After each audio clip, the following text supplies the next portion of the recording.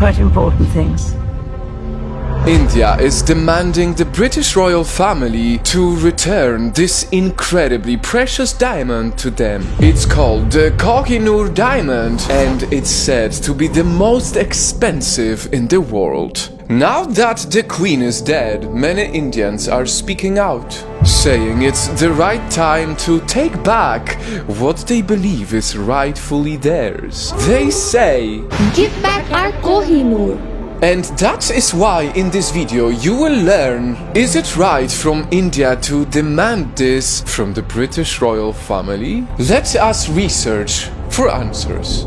We have to trace it back to India hundreds of years ago when this treasure was discovered. The Koihnoor diamond weighed over 190 carats in its uncut form, and it was so valuable that the Indian emperor at the time even said this diamond is worth half the daily expenses of the whole world. And so he used the diamond to decorate his famous throne.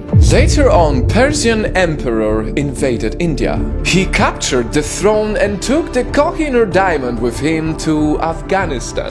But he was soon murdered by one of his guards, and the diamond was passed on to a new king. But this king, he was also overthrown, and he had to flee with the diamond to the Emperor of India, Maharaja Ranjit Singh. I know this may sound boring to some of you, but please stick around because this exact moment is when British Empire comes into the picture. Because as time went on, Britain invaded India and were at war with the Emperor. And after many years of fighting, the Emperor finally agreed to a peace deal.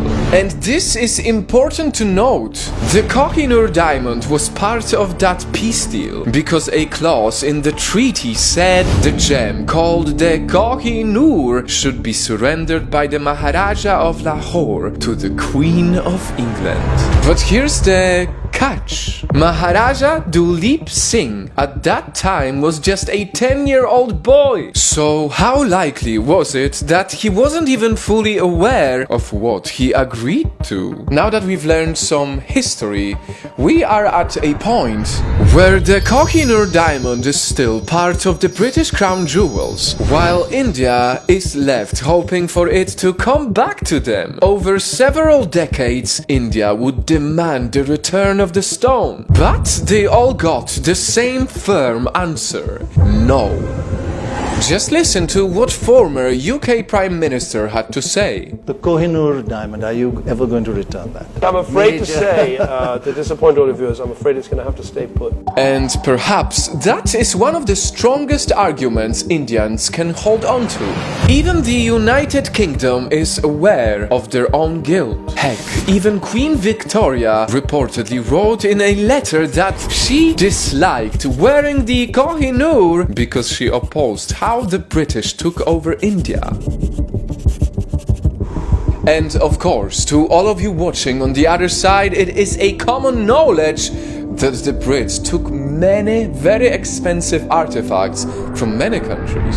So much so that countries like South Africa, Egypt and Greece have started demanding that their cultural treasures be returned to them as well. Like the Star of Africa diamond, the Tipu Sultan's ring, the Rosetta Stone and the Elgin marbles. Should they return it all? What tends to happen with these questions is if you say yes to one, you suddenly find the British Museum will be emptied. And with all of that said, if you ask me, seems like the arguments are strongly on the side of India. But at the same time, if they ever get the diamond, this might bring new challenges. Because truth is, it will be difficult to truly know who exactly it belongs to. Since the Indian continent had been split, each one of them will want to claim this treasure for themselves. Whoever gets it, we at Project Nightfall strongly empathize with the colonized nations. Many of them never even received an apology. But the final answer remains with you, Night Fam. Is it right for India to demand the Koihnoor diamond back from the British royal family, or should the United Kingdom stand its ground?